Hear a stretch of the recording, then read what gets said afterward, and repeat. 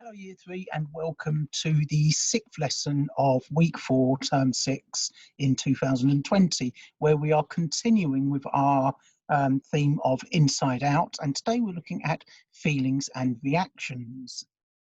So firstly, two questions.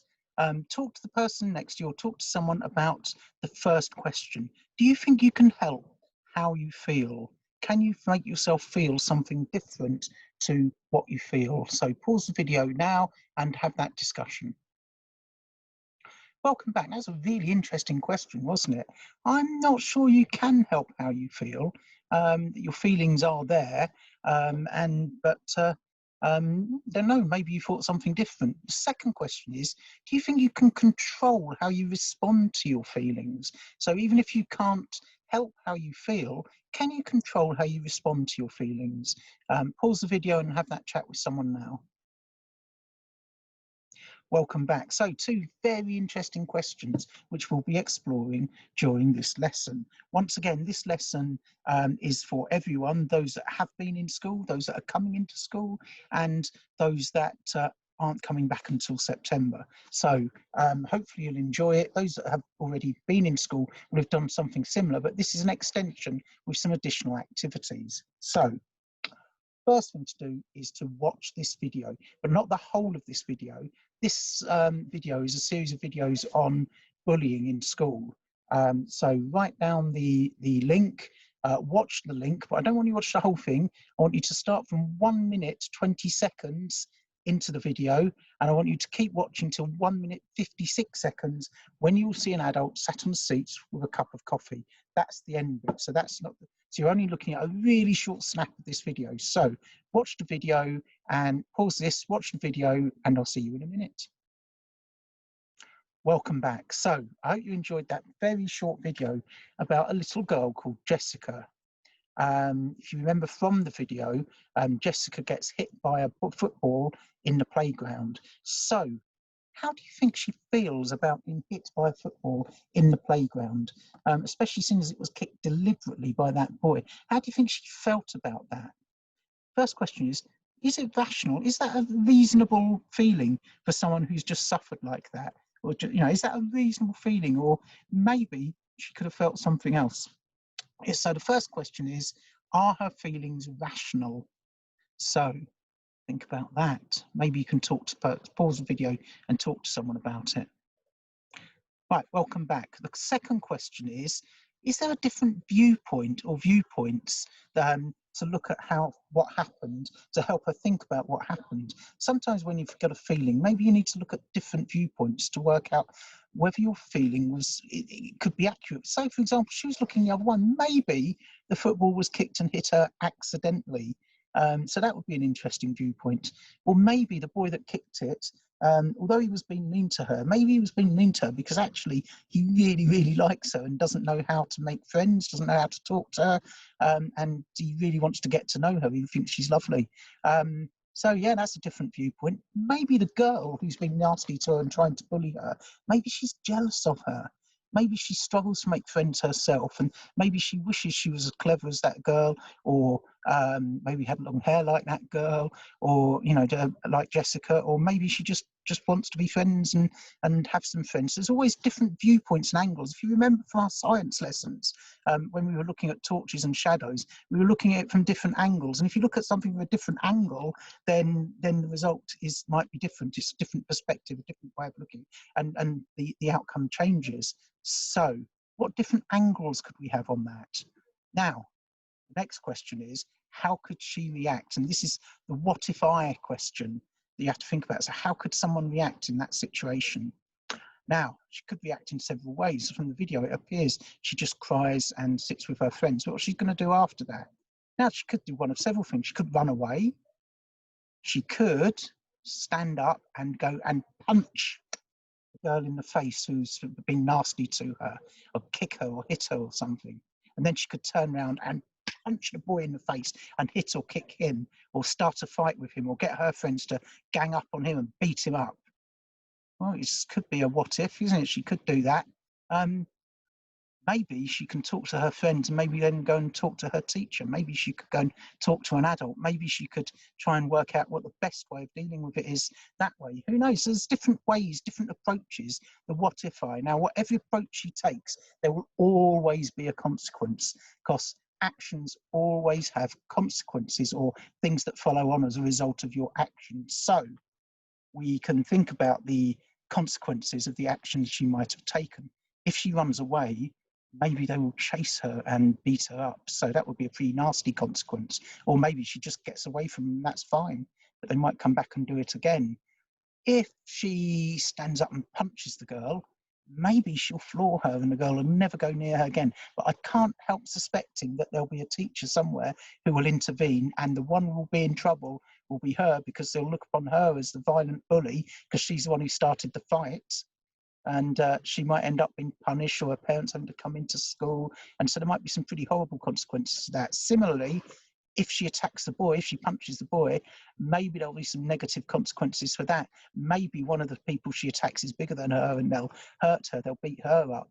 So I'm not sure violence is the solution. So there are always consequences to whatever decision you reach, from reacting to your feelings or how you respond to your feelings. Maybe if she and her friends go and talk to a teacher, the teacher will be very good and will sort it out for them, and the bullies will get into trouble and they'll learn about how not to be a bully, and the situation will improve. Maybe not. Maybe they've got not very good teachers or not very nice teachers who'll just say, oh, go away. Who knows? So there is always a consequence to what will happen. So you then have to think about, if these are my reactions, this is how I'm going to respond. Which consequence do I want? Which is the best outcome for me? And that will help you work out the best way to react to a feeling or a given situation. So we're looking at how you can control not your feelings, but your response to those feelings, and work through systematically so that you have a way of thinking about how you're going to react. So is it rational? Are my feelings rational? Can I look at different angles? Are there reasons that I may not have thought about? Is there a way of interpreting the situation differently? What if I, and there could be different solutions or different responses or reactions, and then what are the consequences of each of those different reactions likely to be? And then you can choose the best one with the best consequences or the best outcomes for you. So that's the process. Now, what I want you to do. Right, to follow this, there are two very short scenarios, a bit like that very short video, the one you've just watched. And what I'd like you to do is, in English, we've been writing play scripts. We've been putting the name and maybe some stage direction to say how the character says the thing. We put a very short setting description above it, and then you say the dialogue, what the characters say to each other. So I want you to look at these two scenarios and come up with a very, very short play script. 2 or 3 sentences for each character, a couple of sentences to describe the scene, but each of these scenarios to work out how it might play out. So there's 2 scenarios. When you've written your play scripts, maybe if you've got a sibling or someone around, you could act out your play script, actually perform your play. So think about how the person in the situation might feel. And then when you've done that, I want you to go back to this slide and ask yourself the same questions about the situation, about the feelings and reaction to the situations described in the scenario. So you ask yourself, is it rational? Is there other different viewpoints? The what if I question, how could she react? What the consequences of those different reactions might be, and then how can she react to get the best response she wants? So these are the 2 scenarios. Firstly, it's the last day of school term and your best friend is leaving the school for good as her family are moving to Birmingham for her mum's new job. How do you think that would feel? How would that play out? And how would that feel? And then how are you going to deal with it? What are the consequences? And how are you going to choose how you actually deal with that situation? Now, the second scenario is a really nice one. Someone comes up to you with a box of chocolates and they offer you a chocolate from the box, and you choose a big, lovely, juicy, chocolatey looking one. And you, so think about what you might say, how you might react to that. And then you bite into it, and it's only at that point you realise that it's coffee flavour, and you hate coffee flavour. Coffee flavour makes you feel sick. Yeah. So write that play script for that little bit, and then think about how you might feel in that situation, and then answer those questions again to see how you might deal with that situation and choose the way you're going to actually deal with it. Choose the best one which has the best consequences for you in that situation. So when you've done that, I hope you have a lot of fun writing those play scripts, maybe performing those play scripts, and then answering the questions. The questions are really critical because that's about helping you to manage your emotions, manage your feelings, and come up with responses. So when you've done that, I really hope you put them on Tapestry so we can see your work and see what you've been doing. So we're going to end up with a quote, and this is a quote from someone I used to know in my old job, a lady called Deborah Searle, who was a dragon boat world champion. She also presented some TV programs, she wrote books, and she's most famous for rowing solo, that means on her own, across the Atlantic Ocean. Now what she was doing, she was in a race and she had her then boyfriend who was going to row with her, so the two of them set off. But when they got a mile out to sea, her boyfriend felt really, really sick and ill and thought, I can't do this, I'm not doing this anymore. And so he had to be rescued, and then she had to decide what she was going to do. And what she decided to do was she was going to row on her own all the way across the Atlantic. And that's what she did.